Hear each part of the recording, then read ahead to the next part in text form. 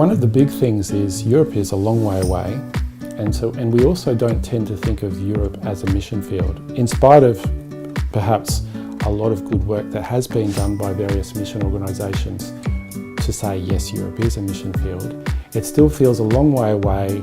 It feels like somewhere you go for a holiday, or that's fairly glamorous and sophisticated, but not necessarily somewhere where you give your life to serving gospel ministry, and it's hard and difficult and everything that ministry should be.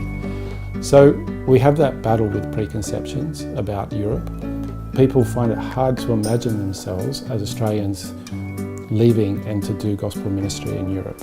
It seems a bridge too far. It seems like it's too good to be true in some ways. One of the things that really marks the church out there as different from here is the lack of institutional training. Because the church is bigger and there's more money, there are lots of really good institutions, lots of good Bible colleges you can go and be trained at. In Ireland, there's one option, and some people are kind of reticent to go there. It means that the average Christian in a church in Sydney, for example, is so much better discipled than someone who's in Europe, where perhaps the church is so small that they don't have a pastor. There's not necessarily that same conviction about Scripture. There's not necessarily the same ability to be able to teach Scripture because the pastor, if he's there, may not have actually been trained. Sydneysiders don't really appreciate is the amount of Bible colleges you have here and the relative ease that you can get theological training with, and that's very unusual. The needs in Europe are huge for people, for Christians who just love the Lord and love His Word and want to share that. I would say the resources that we have in Sydney alone, not to mention the rest of Australia, but the Christian resources, the maturity and the knowledge that Christians have in Sydney is just overwhelmingly amazing for potential gospel proclamation. And yeah, we need many more workers here. We need people who mentor other people.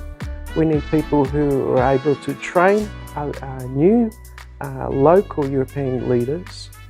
And we need people who support all those people as well. You know, if people came from Australia to Germany, or went from Australia to Germany and actually shared some of the wisdom and showed us how it's done, and got something going so that we can then take over and maybe have that trickle-down effect as well. Lots of Aussies are entitled to EU passports, either directly or through parents, which gives them just this open door to Europe. Lots of European countries are becoming increasingly hard to go to and to work as missionaries, including Ireland. There's lots of new legislation that's making that harder and harder all the time. And yet, if you have an EU passport, you can go and live and work wherever you want in Europe. So an incredible open door to countries that are becoming increasingly closed.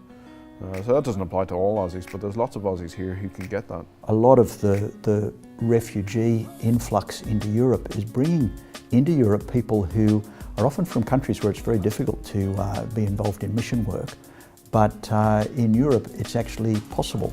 And so there's a wonderful way in which God is bringing people under the possible influence of the gospel. One of the students in our church, she didn't know of one other Christian in her university. There's certainly no Christian group.